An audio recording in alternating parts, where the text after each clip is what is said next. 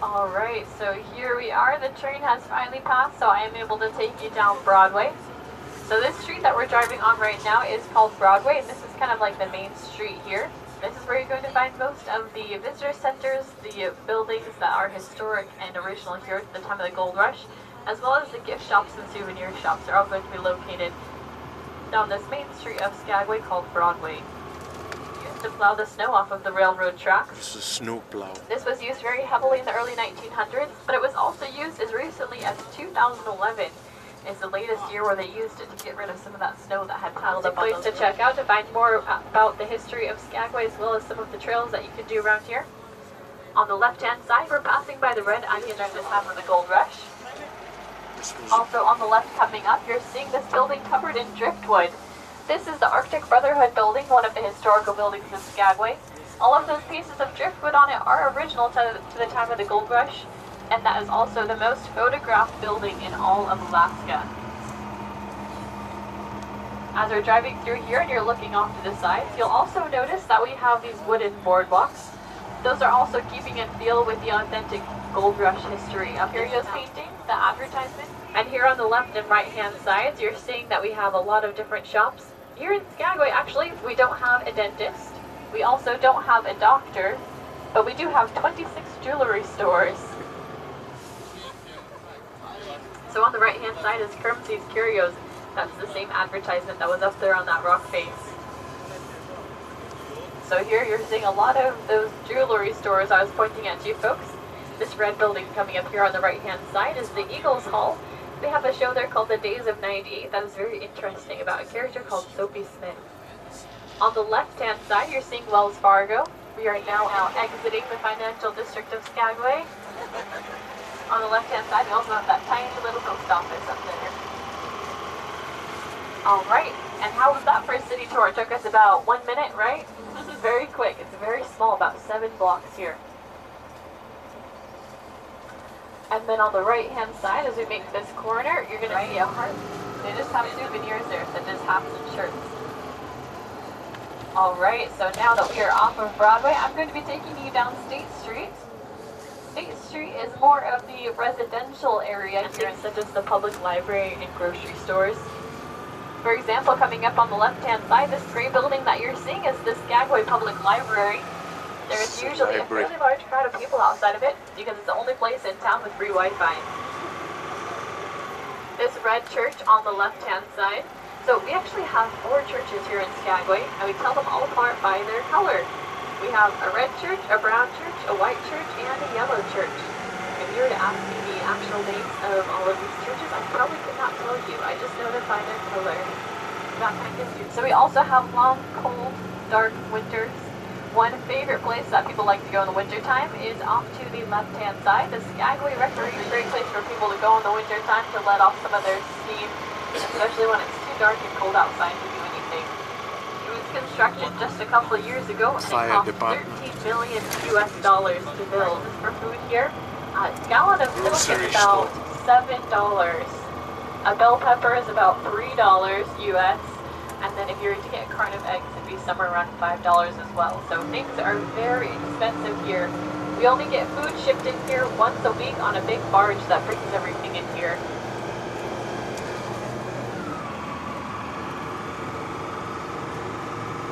So we are now about to be crossing over the Skagway River. The reason why this river is so murky and darker in color is because it is fed glacially. There are about 8.8 million acres wide. This is the second largest rainforest in the world, second to the Amazon. And I want you to pay attention to the trees that you're seeing right now as we're down here in this temperate rainforest. Pretty soon as we make our ascent, you can already tell that we're getting a little bit more steep, right? As we continue to make our ascent up this mountain pass, you'll see that the trees that are around us are going to change quite dramatically. They're going to be a lot more sparse, a lot shorter. That's because we will be entering a different climate zone as we continue our climb up this mountain. And then once we go out on the other side, we will once again be in a different region. Of the lake that we will also see on our left-hand side. Black Lake. On the left-hand side is also Black Lake. They would come back here after a long day of work and wash off in the river, permanently staining the water black. Inside, railroad tracks. Those are the tracks that the train runs across. So you can see that. Train there, the narrow gauge railroad.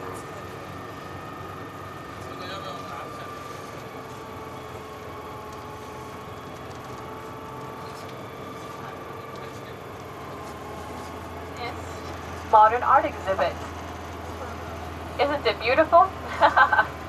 That is our incinerator. So we don't have a landfill here in Skagway. What we do is we decide to burn all of our rubbish instead. So we burn it, we send it all there.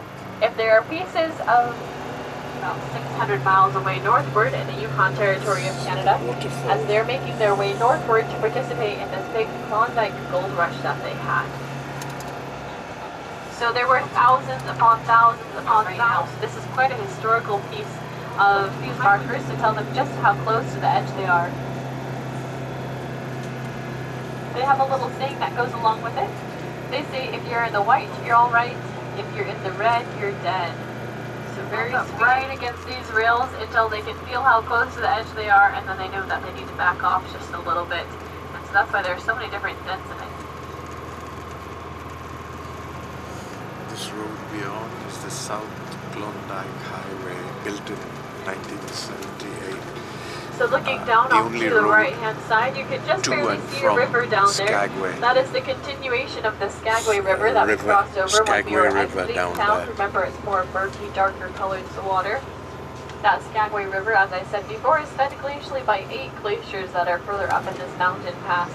We won't be able to see all of those glaciers today. They're going to be in a different route from what we're traveling today, but they are in roughly the same area that we're driving by right now. And you can see by looking off to the right-hand side, it's fairly steep down. The name of this that we're looking at is called Dead Horse Gulch. It's called that because all of the horses that they use on this trail, the stampeders for the most part overworked these horses. They worked them into death literally until these horses were tossed over into that gulch on the right-hand side. Alright, here it is on our left-hand side. Isn't that beautiful? That is called Bridal Veil Falls. And it's called Bridal Veil Falls because of the legends that revolve around it. They say that if you are a single person and you drink from the waters of Bridal Veil Falls, so if you're unmarried and you drink from it, within about 6 months you will be married. And there were a couple of workers back here a couple of years ago up here in Alaska. They both drank from the waters, and as the story goes, within 6 months they were actually both married. And so if you have some single relatives that you're still trying to marry off, after this hike, this tour that we're on, you can hike back up here, grab one of your extra water bottles, fill it with some water, and give it to them as a birthday gift. Pulling over and making a quick picture stop just up ahead where those other coaches are currently parked.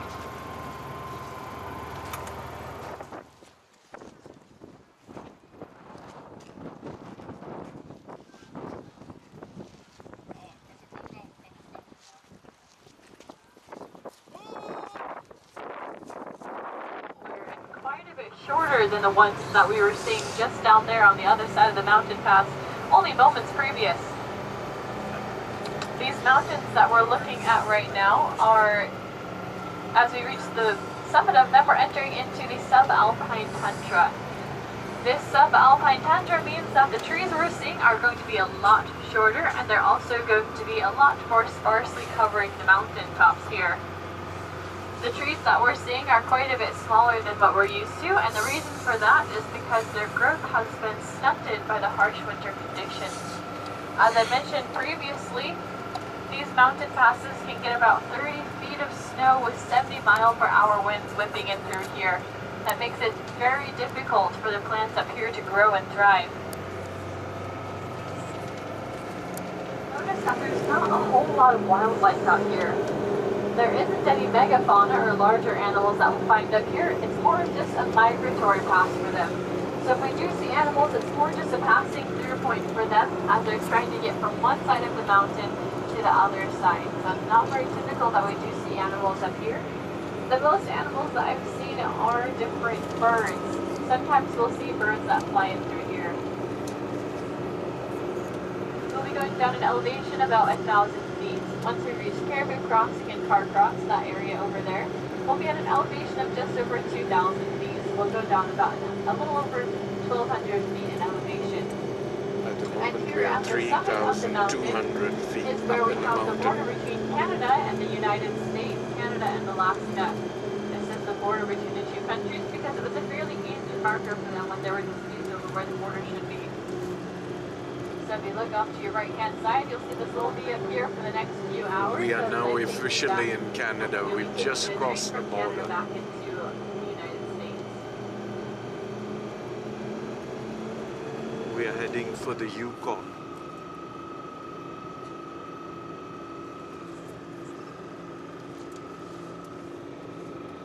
And if you're looking around at these green rocks that you're seeing around us, you'll notice they feed each other. They cover a lot of the rocks in this area.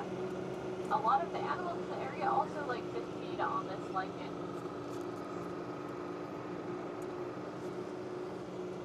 And as we're going down here, you'll notice that the landscape has changed once again. We are now into the Tormented Valley. In the Tormented Valley, you'll notice that we have this twisted rock face dotted with all of these smaller lakes across the land. The trees are still going to be relatively smaller, but from here on out, we're actually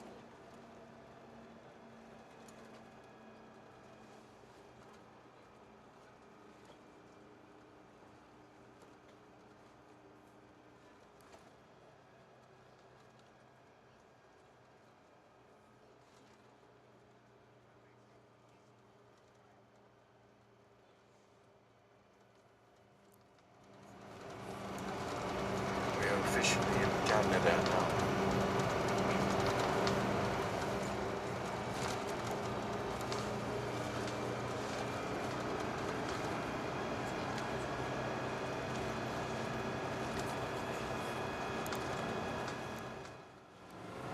So someone had a question about these little lakes that we're seeing off to the side. These lakes that we're seeing are very small, so they freeze over completely in the winter time, meaning that there isn't any fish that's able to survive in them. In winter, These lakes that we're seeing are also called plaster lakes. They're called plaster lakes because of the glaciers that were here back thousands of years ago. So 80,000 to 100,000 years ago, this land was covered by ice. It was covered entirely by sheets of glaciers. About 15,000 years ago, so where the glaciers did not quite cover, the tops of the mountains were left. some of these trees have one side, only branches on one side because of the powerful winds.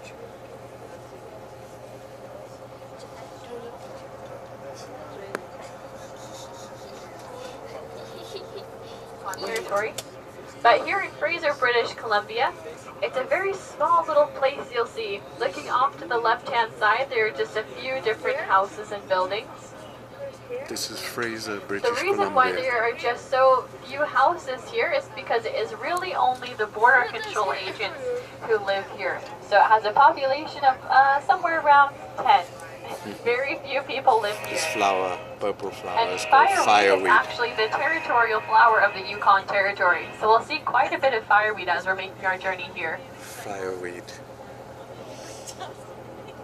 We are now in Frazer, in Canada, yeah? British Columbia, yeah, at the customs, yeah, they're going to check our passports because we've just come from Alaska in the US.